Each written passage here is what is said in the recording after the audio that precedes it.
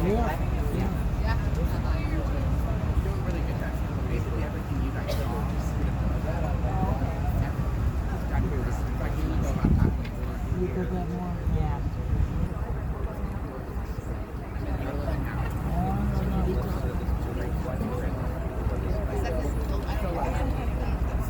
Might be the old boy tree.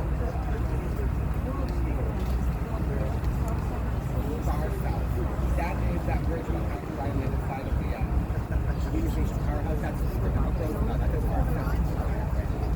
He's down on third-ish. See Chase? Now Pike. See him first. Kind of bad. Is that the Board of Trade, the old Board of Trade? I can go with you now. Oh, did you go? You take it right. Sorry.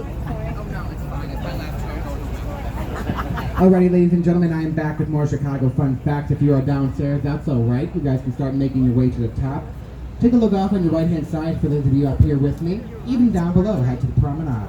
You guys can see that beige building, silver statue on top, the Chicago Board of Trade. It was completed in the 1920s as the tallest tower in the city of Chicago, 45 stories. The silver statue on top is the Greek goddess of agriculture, Ceres. That's where we get our name, Cereal. Now the designer, the artist who made Ceres, his name is John Storr. He did not give Ceres a face. The reason being, and he had a very specific reason, he said, no one's going to build a tower taller than 45 stories. Why give her a face? No one's going to know that she doesn't have one. However, we have since then built taller than 45 stories on multiple occasions. Take a look right in the front of the boat, you'll see that tall pink tower, 311 South Wacker Drive. From 1990 until 2015, it was the tallest tower in the world, known only by its street address. The top does light up like a beacon, lights up with the help of 1,400 LED lights. Take a look to your right of that. Right in front of it, we have those Morse code balconies. The penthouse of that building was featured in House Hunters. Its address is 225 West Van Buren. It won all types of awards again for its contemporary and modern design. But we're going to talk about the creme de la creme of Chicago. The reason you guys are here. You know her, you love her, she's beauty, she's grace, she's spelled Willis, but pronounced Sears. The Willis Tower, ladies and gentlemen. If this was 1974, you guys would be looking at the tallest tower in the world, and I would be in bell-bottom pants. Take a look at how this building is built. Kind of looks like a bunch of little buildings all tied together. It's called Bundled Tubular Design. The engineer was Dr. Fazlur Khan, who was labeled the Einstein of engineering. Very intelligent man. What he came up with was basically tiny tubes tied together. 975 by 75 foot boxes are all squared off. As these rise out of the ground, they stop at different floors, making the Willis Tower incredibly strong, however, not inflexible. You see, on a windy day, the Willis Tower has been known to sway 18 inches in any given direction to accommodate for wind shearing. And yes, you can feel an 18-inch sway. Rumor has it, go into the top floors and look in the toilets on a windy day, you'll see the toilet water sloshing around. Now, it is the tallest tower in the city of Chicago. She stands 1,454 feet. That's 442 meters. 110 stories, 104 elevators, 16,000 bronze windows, 43,000 miles of phone cable. That's enough phone cable to get you about a fifth of the way to the moon. She also has enough concrete in her to build an 8-lane highway for 5 miles. Long story short, ladies and gentlemen, the Willis Tower is a very big building. Take a look up top there, you guys will see 4 glass boxes jutting out of the facade up there. That is the Sky Deck, the 103rd floor. You guys pay money, go up to the Sky Deck, and on a clear day, you guys can see 4 states. Illinois, of course, Indiana, Wisconsin, and Michigan. You guys can see a 5th thing if you step out into those boxes, and you are allowed to do that. And I do suggest you do step out. When you step out, I suggest you look down. What you're going to be able to see is your entire life flash before your eyes. It is not for the faint of heart, but I've never heard of anybody who stepped out into the Sky Deck and regretted it. Now on the base, they are doing some construction. They're adding a 3-story base around the Willis Tower, trying to turn it into more of a destination. It's going to include restaurants and shops, as well as a giant food court and an atrium ceiling. It's going to be gorgeous. Now, ladies and gentlemen, I did make that hilarious joke in the beginning, spelled Willis but pronounced Sears. Why is that? Well, because we Chicagoans are not bitter about it, but we are in fact a little bit bitter about it. It was renamed. Sears and Roebuck moved out. The Blackstone Corporation, who owns the building, put the naming rights up for sale. It was bought by the British-owned Willis Insurance Agency, the same company that actually insured the Titanic. A fun fact considering they're now on a boat. Now the Willis Insurance Agency, because they bought it, that is why we call it the Sears Tower. The Willis Tower. Thank you. Up on your right-hand side, we have One Hartford Plaza, 1961, Skidmore, Owings and Merrill. It is this building that looks like it's built a bit in a cage. Because the windows are set back from the facade, it creates 4-foot overhanging eaves. This produces more shade in the summer, cuts down on cooling costs.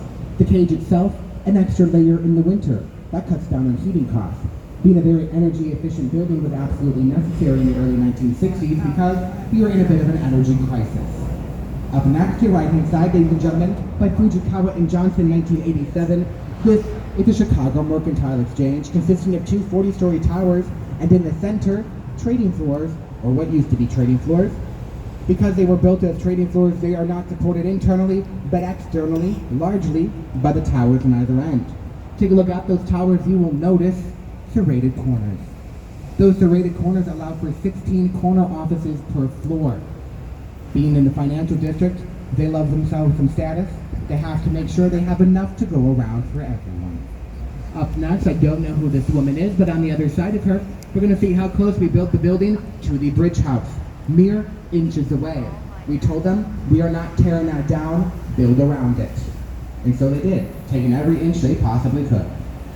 Up next, on the right-hand side, we have the Lyric Opera Building. Completed in 1929 by Graham Anderson, Probst & White. It is French Renaissance in design. On the exterior, has a beautiful Art Deco lobby.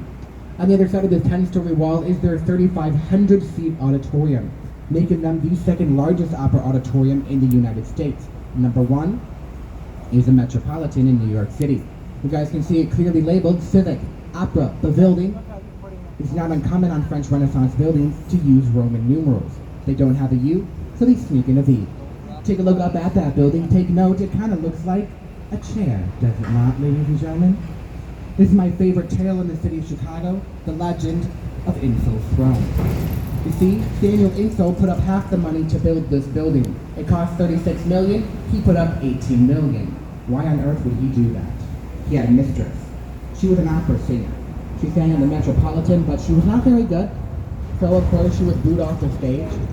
She comes whining to Samuel Insull, Samuel, nobody likes me, everybody hates my singing. Wah. So he says, don't worry baby, I'll build you a place here in my city.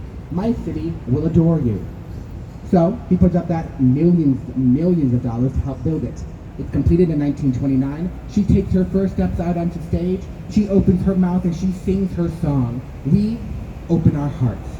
And we all scream out, get off the stage! She was awful, terrible. So she gets off the stage. Then the stock market crashes. 2 weeks later, probably because she sang. Samuel Insull, however, lost his money, his status, he lost his mistress, his wife, and he was sued on several occasions. Rumor has it he died with 74 cents in his pockets on the subways of Paris. The only thing that stands in his honor and of his great wealth is the Lyric Opera Building, designed to look like a chair, Samuel Insull's throne, with its back facing New York, the city that turned its back on his mistress. Up next, take a look off on your right-hand side, ladies and gentlemen. Completed in 1912, this is the Great Lakes Building. Now, while this is an older building, it has even older historical significance in the site that it sits on. Before this building was here, it was the site of a temporary wooden structure called the Wigwam. In 1860, the Wigwam held the very first Republican National Convention, and it was there that they nominated Abraham Lincoln to run for the 15th presidency. He, of course, would go on to win that presidency, become one of the most notable historical figures in the United States history. All right, ladies and gentlemen, we have about 10-ish or so minutes left in your tour. If you have alcohol in your cup, chug it or chuck it, by which I mean drink it and use our trash cans. Don't just dump it in the river. Oh, this is also last call for alcohol. Last call for alcohol. Up next, take a look off on your right-hand side. You guys will see that beautiful green space with all those Adirondack chairs, the net, and the little dog there just living his best life. This is the terminus of the Chicago Riverwalk. From the terminus, you guys can walk 1.3 miles all the way to Lake Michigan without having to go up and over any of the bridges, which is what you had to do before. It was a lot of excess cardio. We put forward 3 years at $110 million so we didn't have to take the stairs. It was completed about 3 years ago and has already become a very popular destination for all of our tourists. Take a look behind it, we have 333 West Wacker Drive. The designer of this building was Cohn, Pedersen, and Fox, and it was completed in 1983. 333 West Wacker Drive is another example of contextualism, all about designing the building after the things that lay around it. This one influenced, of course, by our river. Green-colored glass, green-colored river, bend in the facade, bend in the river. Now, how many of you guys have seen Ferris Bueller's Day Off? Yes, people of culture. There's a scene in that film where his father looks out the window, sees the parade going by. It's filmed right there in that building. In fact, when that building was first filmed and introduced as his father's offices, in the foreground of that shot is an old Wendella tour boat. So I don't want to brag, guys, but we are world famous. In a cameo. Now take a look off on your right-hand side, you'll see that gray box with all those cameras in there.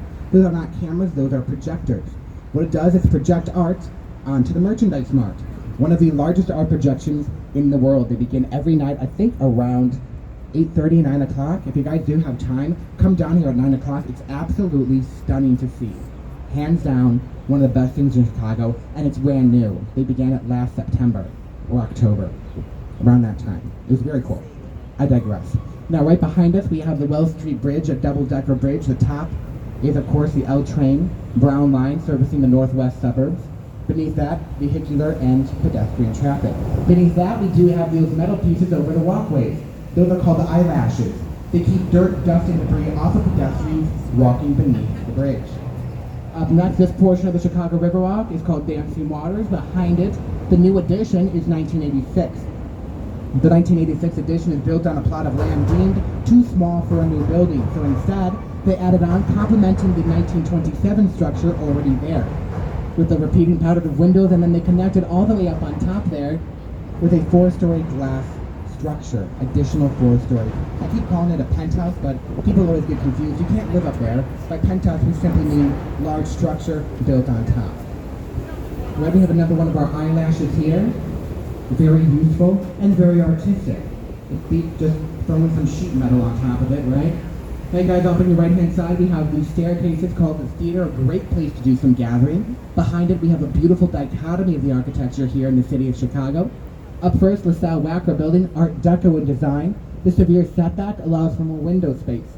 Open up all the window space, that's how you cooled off the building before air conditioning. Right next door, we have that beautiful glass building, a modern building. Was completed in the 2000s. The cutout in the facade there is called a reveal that allows more outdoor space on higher floors. This beautiful building is 111 West Wacker Drive, and it is advertised as ultra-luxury condominiums. I'm not 100% sure what ultra-luxury means, but I can assure you they're going to be incredibly expensive, and I definitely want at least 2 of them. Next to us, right next to it across the way, we have 77 West Wacker Drive, my personal favorite building here in the city of Chicago.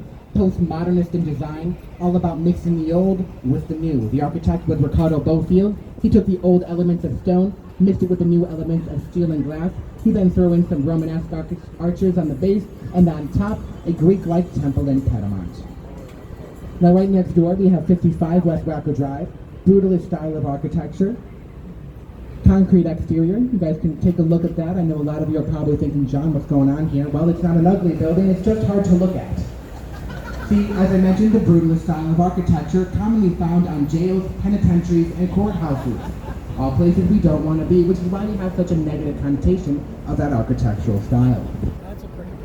Up next on your right-hand side, we have 35 West Wacker Drive. This building won all types of awards for its design as a column within a column. The metal pieces in between the windows, those are called mullions. They reflect natural sunlight deeper into the building. It is home to the Leo Burnett Advertising Agency. You guys are familiar with their work. I guarantee. Have you guys heard of Snap, Crackle, and Pop, The Jolly Green Giant, Tony the Tiger, or the Neonic Song? All of that was done by Leo Burnett in that building. Up next, ladies and gentlemen, take a look underneath the bridge. You guys will see another one of our eyelashes, and at the end of it, we have that green space, the Vietnam Veterans Memorial. Behind it, we have the Jewelers Building, French Beaux-Arts. The corner temples up there, those are called Tempietti. The big one on top is a Belvedere. The Belvedere in the 1920s was a speakeasy called Stratosphere Lounge, frequented by Al Capone. Now follow that sight line all the way over, you guys will see a gold-topped building. That is 24 karat gold. Green glazed terracotta is only about 1/5,000th of an inch thick. However, it is 24 karat, designed to look like a champagne bottle as a protest against prohibition. It was completed in 1929 by the Burnham brothers. It used to be the Hard Rock Hotel. It is now the St. Jane Hotel. The formal name of the building is the Carpet and Carthouse Building. Up next on your right-hand side, that skinny white skyscraper is Mather Tower, 1929. When it was completed, it was the tallest tower in the city of Chicago, a title it held on to for 2 weeks. The post now have a sister tower built next door, but due to the stock market crash,